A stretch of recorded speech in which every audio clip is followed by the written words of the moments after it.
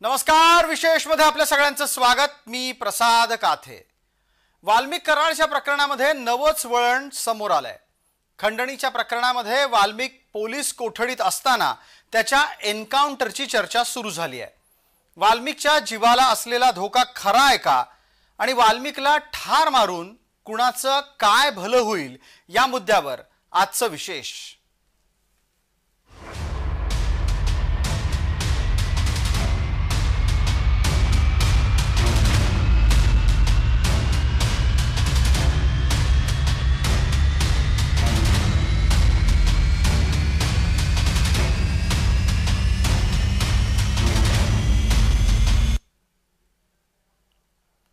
महाराष्ट्रातल्या विरोधी पक्षाला अचानक वाल्मिक कराडच्या जीविताची काळजी वाटू लागली आहे।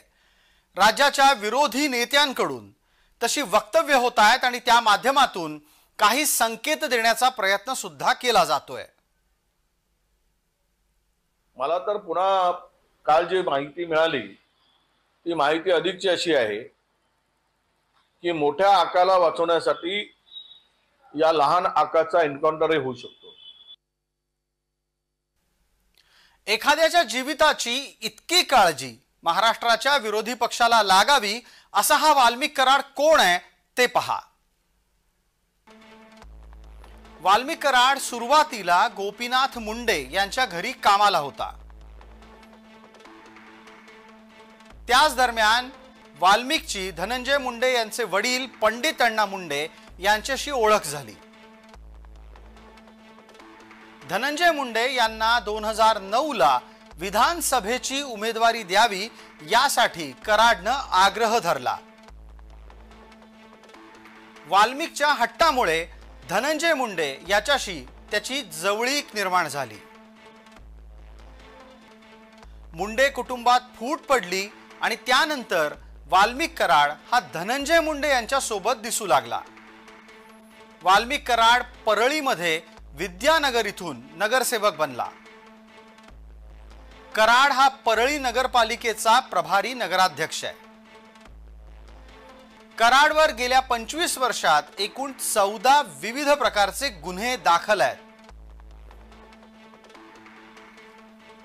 प्रामुख्याने कराडवर दाखल असलेल्या गुन्ह्यांमध्ये खंडणी, फसवणूक, मारामारी आणि खुनाच्या प्रयत्नाचाही गुन्हा दाखल आहे।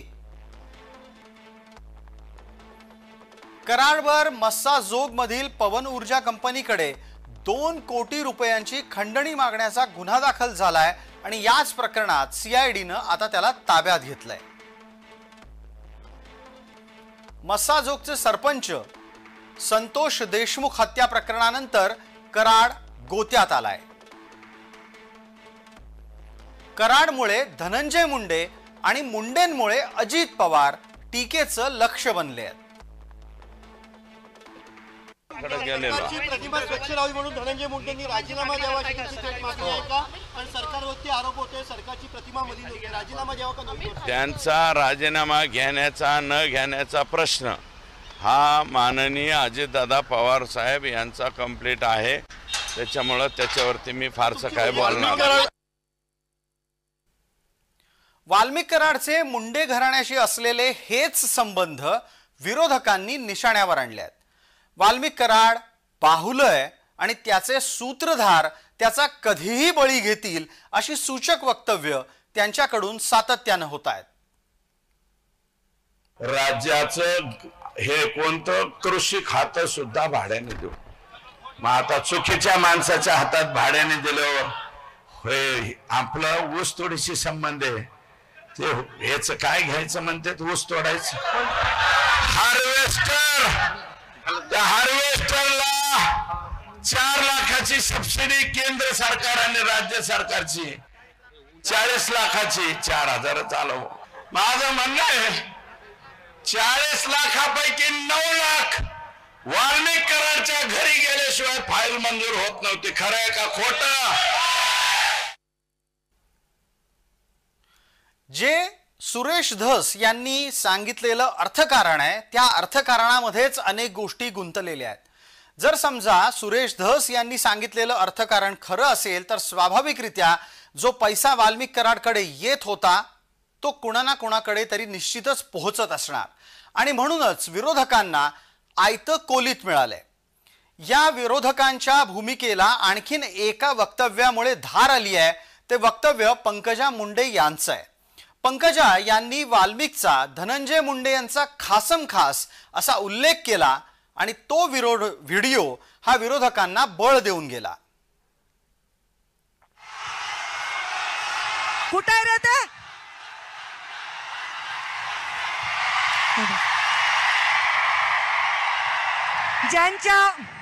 ज्यांच्या शिवाय धनंजय मुंडेंचं पाने हलत नाही ते वाल्मिक कराड। कुठे रे ते?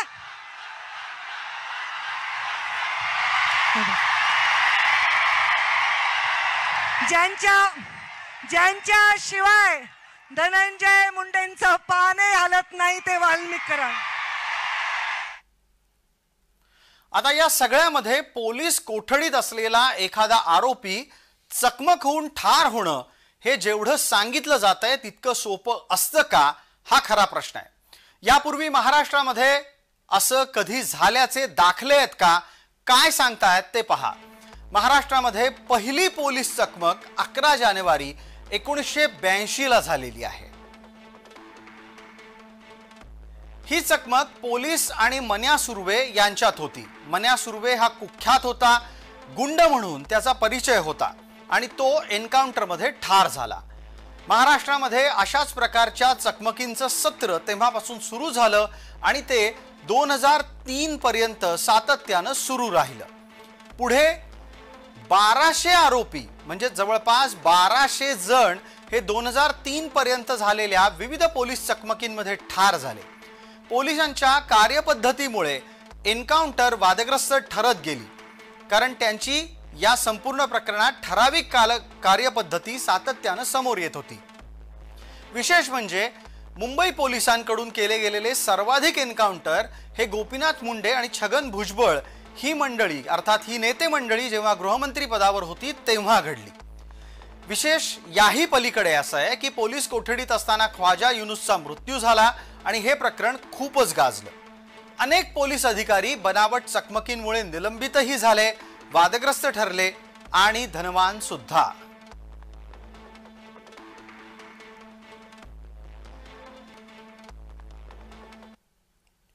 आता मुद्दा हाच की वाल्मिक कराडचा एन्काउंटर झाला किंवा जर समजा तसा होणार असेल तर ते कुणाच्या फायद्याचं असेल हेही लक्षात घ्यायला हवं। आता जी चित्र आपल्या समोर येत आहेत ती नीट लक्ष देऊन पहा, कारण गेल्या काही दिवसांपासून वाल्मिक कराड सातत्यानं फक्त मुंडे कुटुंबाच्याच संबंधित असल्याचं सांगितलं जात होतं। पण इथे आपल्याला वाल्मिक कराड हा अशा अनेक नेत्यांबरोबर दिसतोय जे नेते आता वाल्मिक कराडच्या विरोधामध्ये भूमिका घेताना दिसतायत। ही सगळी मंडळी नव्या राजकीय समीकरणांच्या नुसार नवी भूमिका घेताना आपल्या समोर येत आहेत। काल परवापर्यंत या सगळ्यांनाच वाल्मिक कराडचा सहवास हवा होता, आता सारीपाटाच्या सोंगट्या फिरल्या आहेत आणि त्याचमुळे कदाचित वाल्मिकचा दुस्वास करणं त्यांनी सुरू केलं असावं। पण या सगळ्या प्रकरणामध्ये वाल्मिकच्या जीवाचं काहीही बरं वाईट झालं तर काय होऊ शकतं त्या शक्यता आपल्याला तपासून पाहायच्या आहेत। समजा वाल्मिकच्या जीवाचं काहीही बरं वाईट झालं तर सर्वाधिक अडचणीत हे या क्षणाला धनंजय मुंडे येतील, जे महाराष्ट्राचे विद्यमान मंत्री आहेत। विरोधक त्यामुळे धनंजय मुंडेंचा राजीनामा मागतील, जो ते आत्ताही मागतायत। पण जर वाल्मिकला काही वर झालं बरं वाईट तर राजीनामा मागण्याच्या भूमिकेला अधिक धार येईल।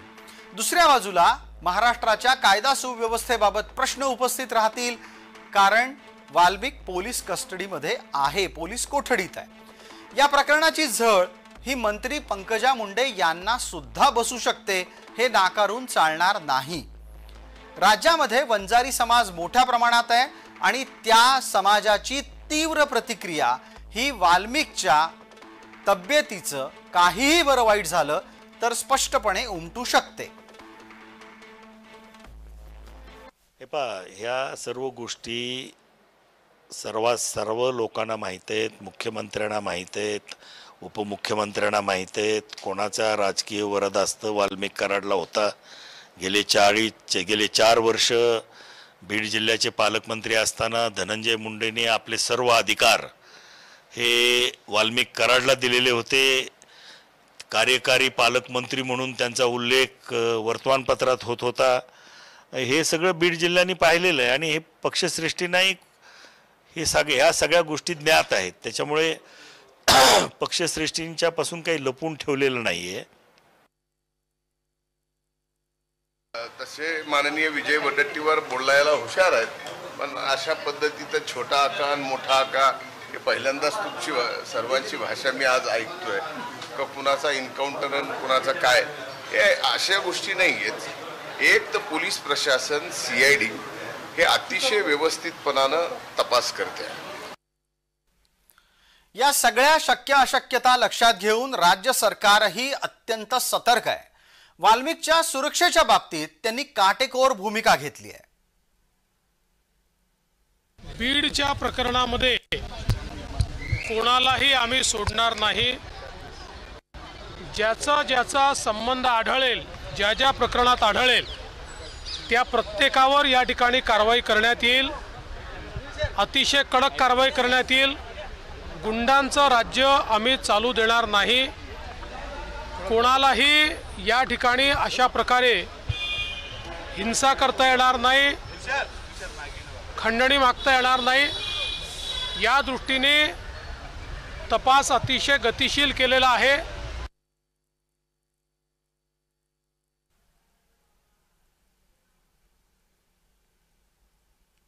वाल्मिकच्या सुरक्षेच्या बाबत पोलीस सतर्क असतानाच विरोधकांनी मात्र एक अत्यंत असंवेदनशील भूमिका घेतलेली आहे। थंडीच्या दिवसामध्ये कर्तव्य बजावणाऱ्या पोलिसांना पुरवण्यात आलेले बिछाने हे विरोधकांनी वादात आणलेत। आमचे प्रतिनिधी विजय चिडे यांनी या संदर्भात घेतलेला आढावा आपण आधी पाहणार आहोत आणि त्यानंतर आपण पाहणार आहोत की यावर विरोधकांनी कसं रान उठवलं, जे केवळ आणि केवळ असंवेदनशील असंच म्हणावं लागेल। 2 दिवसापूर्वी वाल्मिक कराड यांनी CID पथकाकडे जे आहे ते स्वतः शरण गेले। त्यानंतर त्यांना न्यायालयामध्ये हजर केले असता त्यांना शहर पोलीस ठाण्यामध्ये 15 दिवसाची पोलीस कोठडी जी आहे ती सुनावण्यात आली। त्यानंतर शहर पोलीस ठाण्यामध्ये जे आहे ते 5 नवीन पलंग जे आहे, क्वॉड जे आहे ते देखील या ठिकाणी देण्यात आलेले आहे। त्यामुळे आता हे क्वॉड वाल्मिक कराड अटक झाल्यानंतर आलेले आहे। त्यामुळे यावरती संपूर्ण राजकारण जे आहे ते तापल्याचं पाहायला मिळालं होतं। विरोधी पक्षांनी नेत्यांनी हा मुद्दा उचलला आहे। स्वतः रोहित पवार यांनी देखील या प्रकरणी जे आहे ते ट्विट केलेलं आहे आणि असेच पलंग संपूर्ण पोलीस स्टेशनला मिळतील का असा देखील प्रश्न जो आहे तो रोहित पवार असतील, विजय वडेट्टीवार असतील, विरोधी देखील नेत्यांनी जे आहे ते उपस्थित केला आहे। यापूर्वी जर पाहिलं गेलं तर या पलंग जे आहे ते नव्हते, मात्र वाल्मिक कराड यांना अटक केल्यानंतर आता या पलंगची सुविधा जी आहे ती आता या ठिकाणी करण्यात आली। त्यामुळे आता आतमध्ये AC सुद्धा लावावी असा टोला जो आहे तो विरोधी पक्षामध्ये असणारे रोहित पवार यांनी लागवला आहे। त्यामुळे आता पोलीस देखील या प्रकरणी चर्चेत आल्याचे पाहायला मिळत आहे। कॅमेरा पर्सन इम्तियाज केलकरसह विजय चिडे, बीड।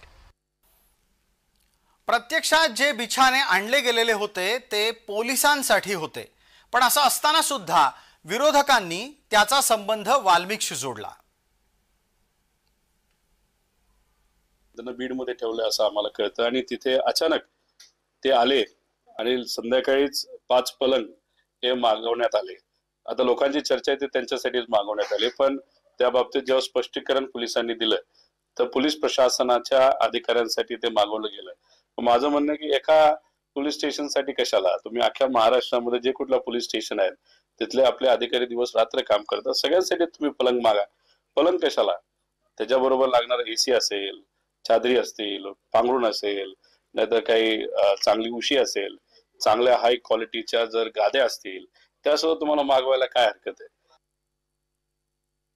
हा निवळ योगायोग आहे। मी आता जसं सांगितलं तसंच ते पार्श्वभूमी ही आहे की पोलीस स्टेशन नवीन आहे आणि त्यामध्ये काही सुविधांचा अभाव आहे, जसे पलंग आहेत किंवा आराम करण्यासाठी इतर सुविधा। तर ते आपण जशी आपल्याला कर्मचाऱ्यांकडून जशी मागणी झालेली आहे त्याप्रमाणे आपण त्यांना पुरवणं हे आमचं वरिष्ठ अधिकारी म्हणून आमचं कर्तव्य आहे। विशेषतः या भागामध्ये तुर्तास इतकंच। आपण पाहत रहा फक्त जय महाराष्ट्र।